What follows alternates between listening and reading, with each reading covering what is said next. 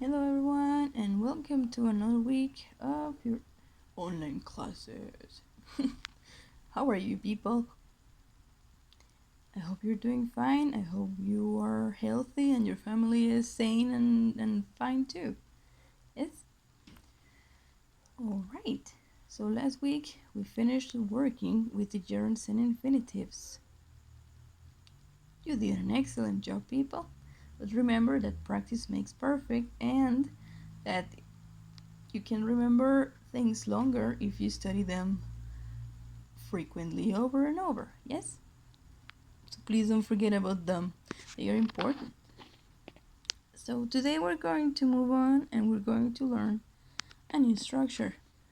This structure is the past perfect. Alright, so what is the past perfect? So the past perfect is a type of sentence that we use to talk about things that we did before a deadline or before another action finished. Okay, so you may be wondering, okay, teacher, what is a deadline? A deadline is a time or a date in which we have to finish something. Yes? When you have a project and they ask you to finish in 2 weeks, 2 weeks from now is your deadline. Yes? It's a limit of time you have to finish something. Alright, so we're moving on to the examples. I'm going to show you what I mean when I'm talking about things that we finished before others do. Yes? So we're in 2020. Yay! I had so many expectations for 2020. It's the 20s again! Well, anyhow, I have done many things before this year. So here we have a little timeline that goes from 2010 to 2020.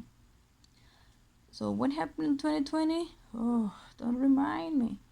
One good thing that happened in 2020 is that I turned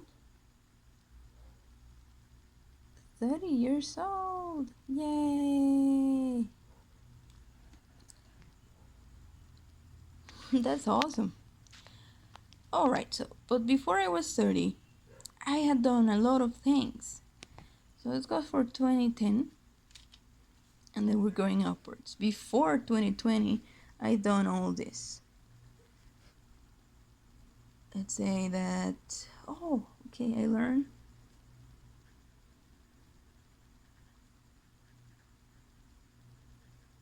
to crochet. Remember, I always tell you about this, all the things that I have done with my hooks. Let me show you something. Oh, yes, my pride and joy. So, remember, practice, practice, practice. If you practice, you can do things like this. With some years, you can do even better, right? So, I learned how to crochet. I'm still learning. I finished college, or I finished my studies. I finished my career.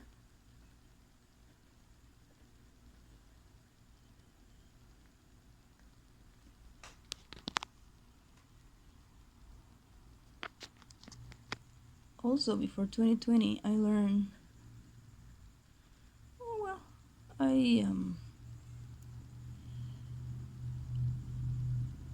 okay, well, let's try a different verb, yeah?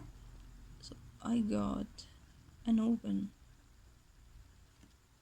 and baked a cake for the first time in forever. You might say, well, teacher, but you're 30. Oh, yeah, but I didn't have an oven before. Yeah, so all of these actions happened before this. Yes? So when I talk about them, I put them together. I'm going to use the past perfect to create one sentence with all that information. Yes? Okay. Now, you know or you have seen in the Kahoot that the past perfect is not an independent type of sentence. What do I mean with this? It means that I can't have the past perfect alone. I need to combine it with a different structure, which is the simple past. Yes, you know the good old simple past? Verbs that have irregular and regular forms, ed terminations, full transformations, that kind of thing. Okay, so I'm going to put together the old actions with the most recent action, which was my birthday, right? So here goes. I'd finished my career before I was 30. Alright, so I have an older action and the recent action put together with the word before. Yes?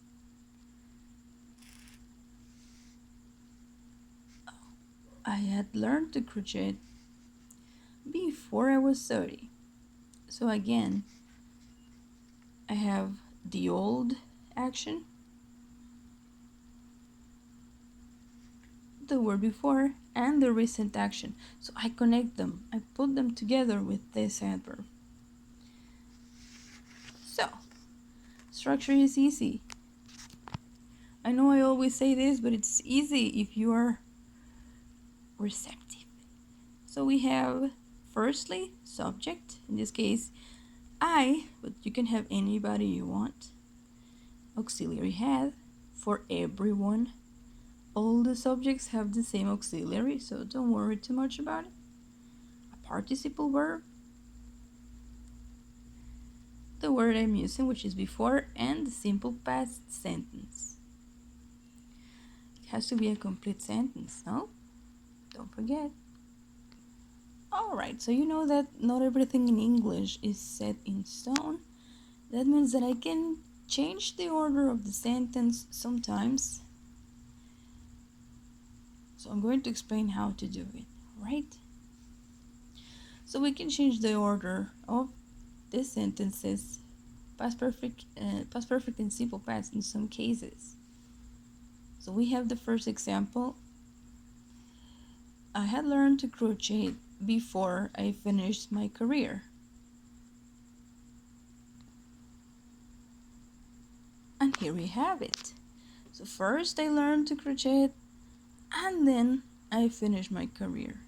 So I had learned to crochet before I finished my career. Now, the change I was mentioning has to do with the word after. Okay, here we go. So I finished my career after I had learned to crochet. This is, I changed the order.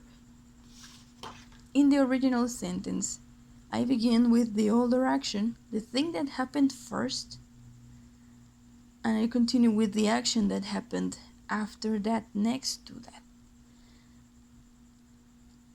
To show that this happened before, well, I use the word before. If I change the order and begin with the recent action, so I begin with the recent action, but I use the word after. And then I continue with the older action. Yes? So, TLDR, we have the older action joined by the word before and the recent action. So, the older action is a past perfect.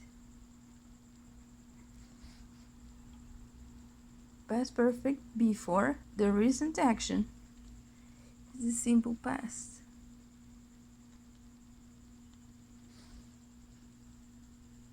Alright. If you want to use after, then you begin with the recent action. What is the recent action? Very good. It's the simple past.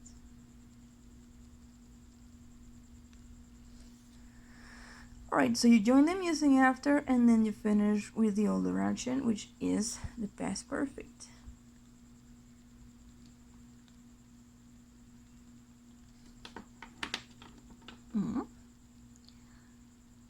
Very well. Alright, so this is how the past perfect works. I have to say that native speakers prefer to use the simple past more than the past perfect, but it's important that you know how to use it and how to work with it in the case that you may find it or you may hear it with someone who may not be from the American continent. European English speakers use it more often than Americans. So as I say, the more you know. Okay, everybody, so thank you so much for watching. Have a nice day. Remember to ask if you have any questions or any problems. Yes? Alright, so I'll see you soon. Bye.